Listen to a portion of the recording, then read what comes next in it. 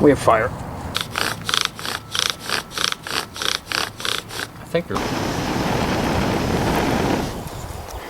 it's burning down pretty good now.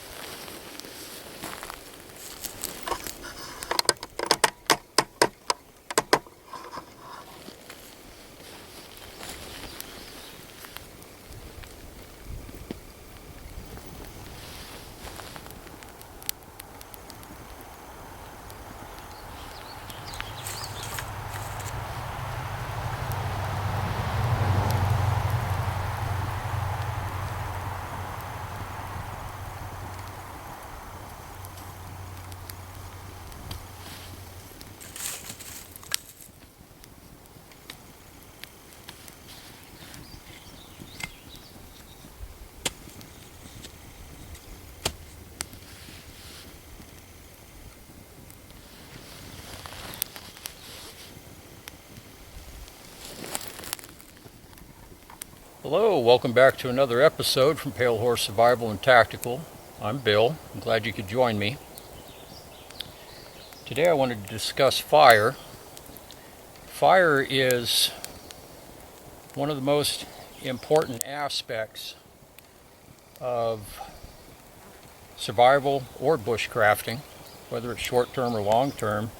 Fire is one of those indispensable things that we just can't do without. We use it to cook our food. We use it to purify our water. We use it to make useful things, tools, glue. And knowing how to make fire is very important, especially knowing how to do it primitively, because equipment will eventually wear out in a long-term situation. It could become lost, stolen, confiscated, So for every piece of gear in your kit, you should know and master its primitive equivalent. And today I wanted to discuss a chaga long match. It's a method of taking a coal with you when you break camp, and say you're on foot and you can carry a coal along with you until you reach your next camp, and place that coal in a tinder bundle and blow it into flame. It's good if you don't have any other, it's good to know if you have no other method of making fire. Say your fire steel's worn out, it's been a long-term situation, or your fire steel was lost. You don't have a lighter, matches, etc. Maybe the conditions are wet and you're not able to find dry materials for primitive fire making. So one of the ways that you can take a coal with you, you can make a what's called a long match, and I'll do a video on that. And that's basically a bundle of tinder. Traditionally, it's put inside a piece of bark that you removed. You make kind of a bark cylinder, stuff it full of tinder.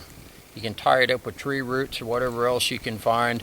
You drop your coal in there, and you want to put a little piece of bark over the top to act as a carburetor or regulator. It'll regulate the amount of oxygen that gets to the coal, just enough oxygen so the coal doesn't go out, but not so much that it's going to burst into flame and you wind up holding a torch. But today what I wanted to do is discuss fungi,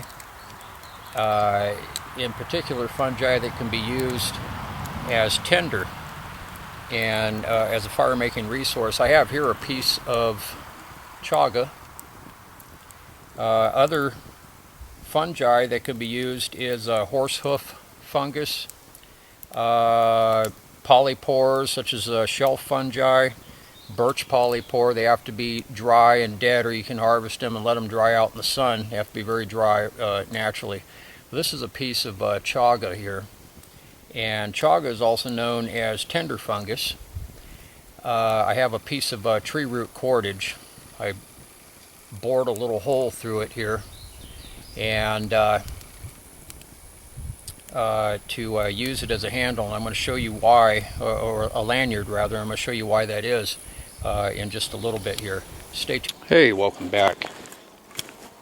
Okay, here is the piece of chaga. Chaga, some of you may know chaga as being a very medicinal resource for making tea, and it is very medicinal. I actually do chaga decoctions, and it has a multitude of health benefits, but it'll also take a spark from a fire steel, and also from a flint and steel. It'll take the cool spark from a flint and steel, and it'll smolder, and this will actually turn into a coal. Now the reason why I have this on a piece of cordage is, number one, so you don't get burned if you're going to carry this for quite a while. And this piece of chaga here would probably slowly smolder for a couple hours. I'm thinking an hour and a half. You can get larger pieces that'll smolder longer naturally. But also as you're walking, this thing's going to kind of move around, which is going to give the coal oxygen. So it's just a real handy way of carrying a coal with you. Now the way we're going to ignite this is, I'm going to take my my trusty bushcraft chopsticks here. Move this out of the way. Get a coal here.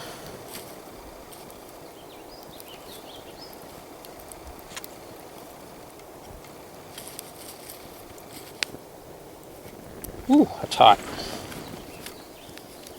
And the chopsticks aren't cooperating. A few things aren't cooperating today. We got a live coal here. I'm going to touch this to the chaga.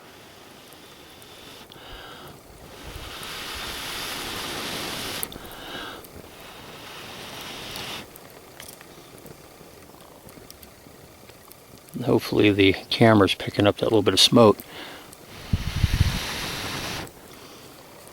Now we have an instant coal. It lights very easily. It's amazing how easy this stuff lights. Almost scary, actually. I'm going to spin this camera screen around here so I can see the sunlight's in my eyes there, and I'm having a hard time seeing if I'm in frame or not. So there's our coal. You can see it is lit. Very, very easy. If your chaga is dry, it's extremely easy to light. I tell everybody in their kit they should have several good-sized chunks of chaga, not only for tea, but also as a tinder fungus. And then you hold this so you don't get burned, and you hike along, and this thing is going to stay lit, and it's going to slowly smolder. Just keep an eye on it, and if it gets to the point that it's just about all burned up, then that's your cue to go ahead and get your fire going. If you have another piece of chaga, you have a hole already pre-drilled and hopefully a piece of cordage attached to it, you can go ahead and light that and continue on your way. So it's just a very convenient way to carry an ember with you if you have no other way to do so. So what I'm going to do is, this was lit about a couple minutes ago. I'm looking at my watch here. It's 2:55.